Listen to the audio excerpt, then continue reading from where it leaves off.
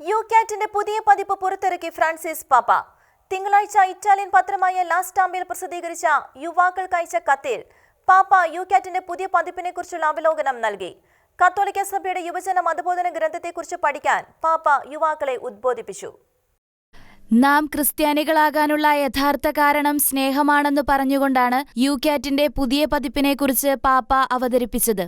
സഭയുടെ നിലനിൽപ്പിന്റെ പ്രാഥമിക കാരണം സ്നേഹമാണെന്ന് പാപ്പ പറഞ്ഞു. പിതാവായ ദൈവത്തിന് മനുഷ്യകുലത്തോടുള്ള കരുണാർദ്ര സ്നേഹം ഈശോ തന്റെ ജീവിതത്തിലൂടെയും മരണത്തിലൂടെയും ഉത്ഥാനത്തിലൂടെയും നമുക്ക് വെളിപ്പെടുത്തി തന്നു എന്നും പാപ്പ കൂട്ടിച്ചേർത്തു. ബെനഡിക്ട് 16 പാപ്പയുടെ വിജ്ഞാനകോശമായ ഡ്യൂസ് കാരിത്താസ് എസ്റ്റിനെയും യേശുവുമായുള്ള കണ്ടുമുട്ടലിൽ നിന്നാണ് നമ്മുടെ ജീവിതത്തിന് പുതിയ ചക്രവാളവും ദിശാസൂചനയും ലഭിക്കുന്നതെന്നുമുള്ള അദ്ദേഹത്തിന്റെ ആശയത്തെയും പാപ്പ അനുസ്മരിച്ചു.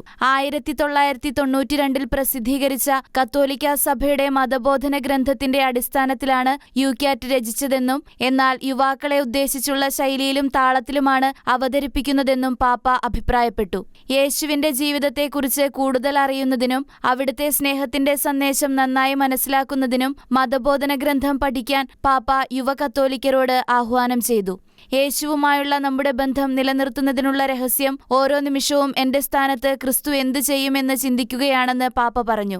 സന്തോഷത്തിനുള്ള യഥാർത്ഥ പാസ്വേഡ് ക്രിസ്തു ആണെന്നും പറഞ്ഞ പാപ്പ യുകാറ്റിന്റെ പഠനവും പ്രാർത്ഥനയും സംയോജിപ്പിക്കുന്നതിലൂടെ യുവജനങ്ങൾക്ക് ലോകത്തെയും ദൈനംദിന സംഭവങ്ങളെയും യേശുവിന്റെ കണ്ണുകളിലൂടെ നോക്കിക്കാണാൻ കഴിയുമെന്നും കൂട്ടിച്ചേർത്തു.